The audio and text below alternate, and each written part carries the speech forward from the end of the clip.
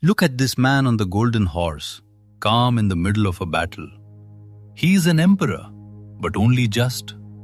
A few years before this fight, he had nothing. No throne, no army, no country. He had lost the entire empire his father built and spent 15 years as a king with no kingdom, wandering between foreign courts. His name is Humayun, and this painting is the moment he took it all back. The year is 1555. After a decade and a half in exile, Humayun has come back to win his father's empire by force. The men he is fighting are the Afghans, the dynasty that drove him out. The painting freezes the decisive clash. The emperor at the center, unmoving, while around him the battle breaks like a wave. But to understand why this victory mattered so much, you have to know how far he had fallen. Humayun became emperor in 1530 at 22, inheriting the young Mughal state his father Babur had founded. He nearly threw it away. A brilliant Afghan rival named Sher Shah Suri outgeneraled him completely. First at the river crossing of Chausa in 1539, where Humayun barely escaped with his life, swimming the river on an inflated water skin. Then, a year later, at Kannauj, Sher Shah destroyed him for good. In 1540, Humayun rode out of Hindustan a fugitive. The empire was gone. What followed were the wilderness years. Humayun wandered west across deserts. His son Akbar was born in the middle of the flight, in a remote outpost, with almost nothing to give the child. Eventually, the broken emperor reached Persia and the court of the Safavid ruler, Shah Tahmasp. It was a humbling place to land.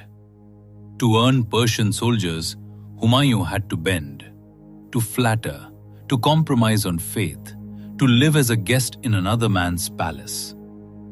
But he also absorbed something there, the refined Persian taste in painting that his son would one day turn into the greatest art workshop the Mughal world ever saw. His chance came when the enemy fell apart. After Sher Shah's heir died, the Afghan Sur dynasty splintered into civil war. Humayun marched back into India with his Persian-backed army and his finest commander, a soldier named Bairam Khan. The two armies met near Sirhind in 1555. The Afghans had the bigger force, so Bairam Khan did not fight them fairly. He struck at night, in a driving rainstorm, exactly the kind of ambush once used to destroy Humayun himself. By morning, the larger army was shattered. That July, Humayun rode back into Delhi an emperor again, 15 years after he had fled it. Now look at how the painting tells this, because a Mughal page has its own grammar. There is no single vanishing point. The painter stacks the space. Figures higher up the page are further away. So your eye climbs into the scene, up the broken rock, toward the fortress on the crag. The prize the whole war was fought for. And the color is not ordinary paint. The blues are ground lapis lazuli, carried over the mountains from Afghanistan.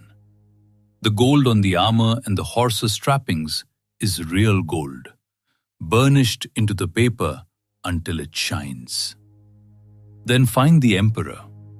Everything around him strains.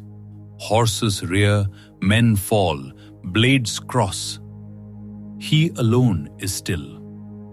In Mughal painting, that is the entire language of power. The more sovereign the figure, the calmer he is. So how did the story end? Cruelly fast. Humayun had his empire back for barely 6 months. In January 1556, hurrying down the stone steps of his library at the call to prayer, he slipped and fell, and died of the injury days later. The throne passed to his 13-year-old son Akbar, who would rule for half a century and turn this hard-won, fragile inheritance into one of the richest empires on earth. And this painting was made for Akbar around 1590 for his official chronicle, the Akbarnama.